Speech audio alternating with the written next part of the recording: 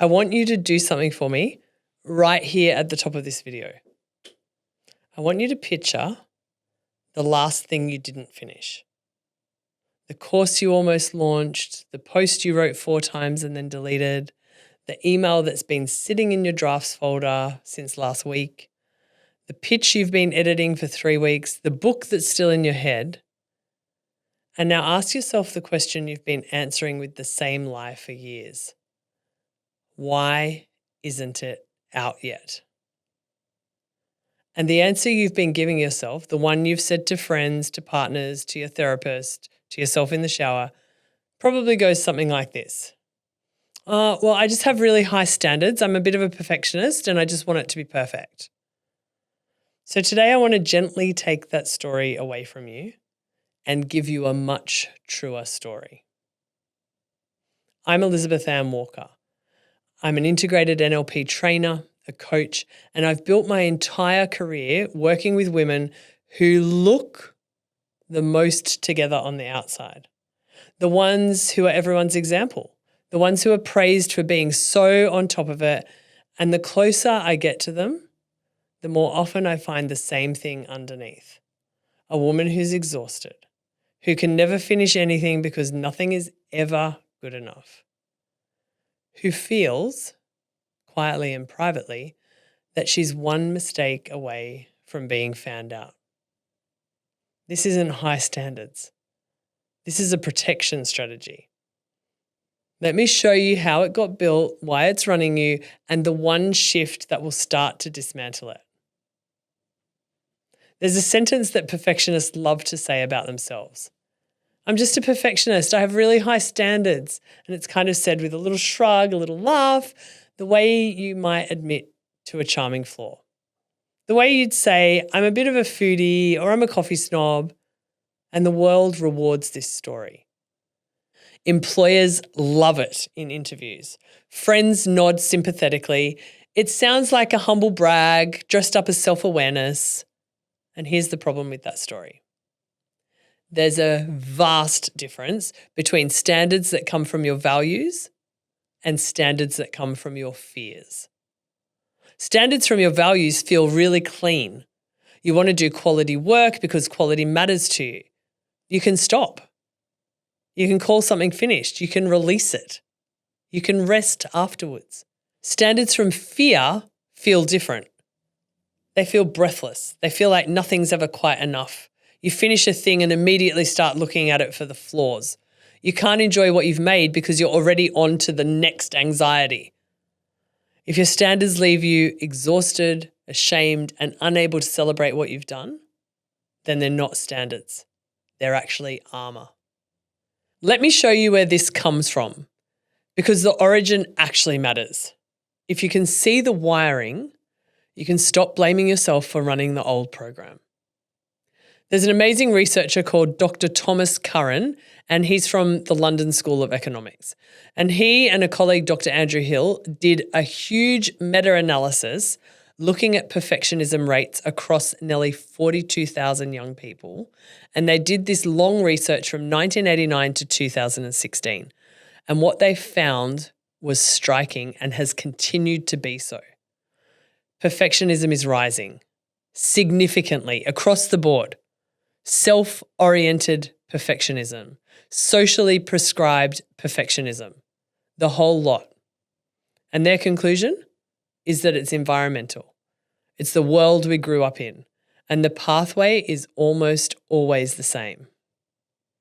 There's 3 places that it gets wired into us. Place number 1, the conditional home.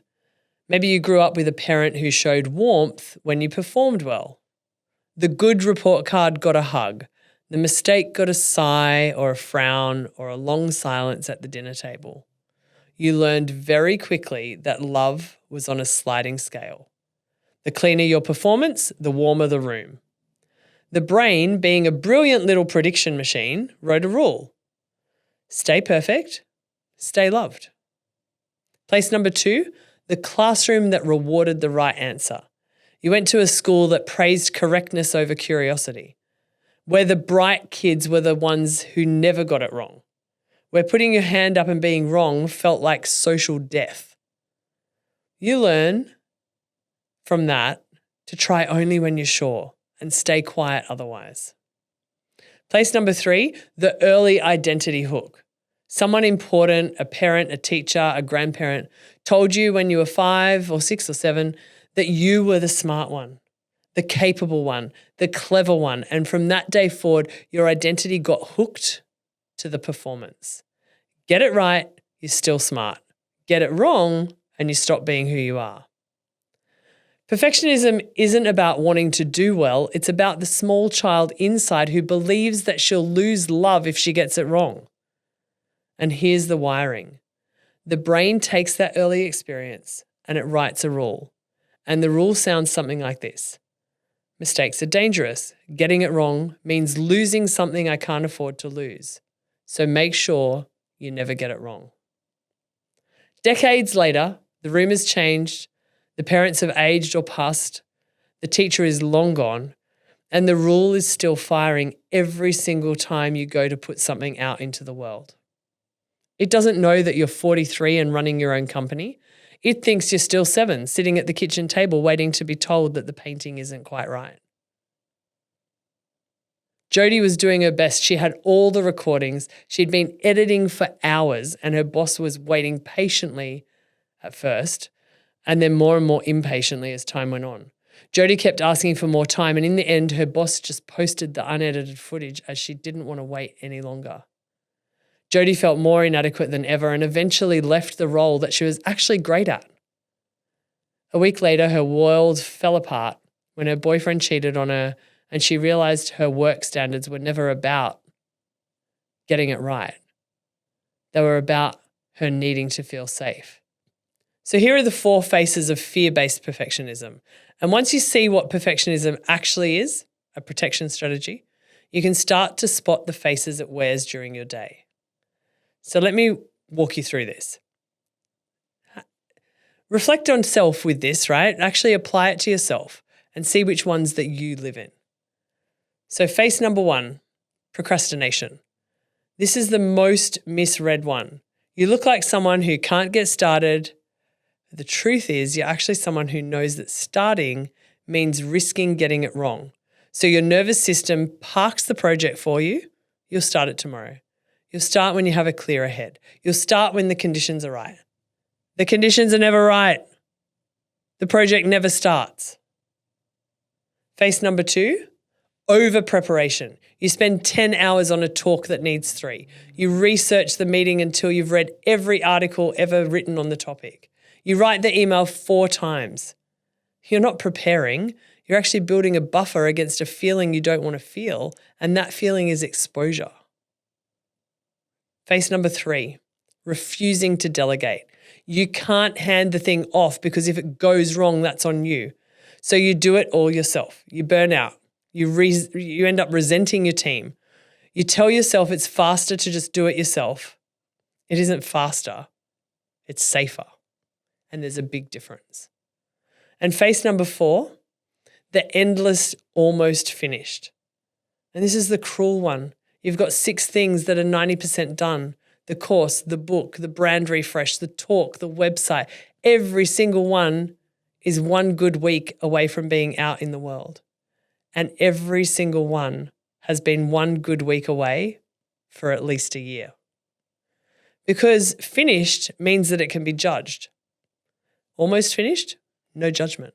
So most personal development advice that you've consumed in the last decade or so has actually made your perfectionism worse, specifically worse. So let me explain.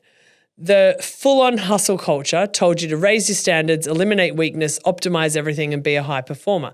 And whilst this is actually great and the language sounds empowering, if you've already got a fear-based perfectionism wired in, then this language pours petrol on the fire.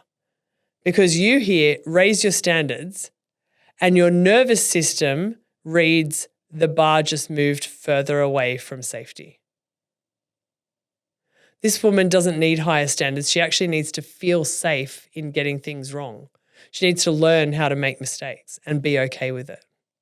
In integrated NLP, we work with a concept called secondary gain. Every behavior you keep doing, even one that's costing you, is doing something for you underneath. Perfectionism's secondary gain is this: it keeps you safe from the feeling of being judged, exposed, or unworthy. The behavior stays in place until the feeling underneath gets met. So if we push on the behavior, then the system will defend it. If we address the feeling underneath, then the behavior starts to fall away on its own.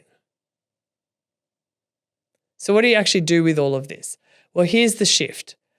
And this is the work that I take women through, and men, in my integrated NLP and my deeper trainings and containers.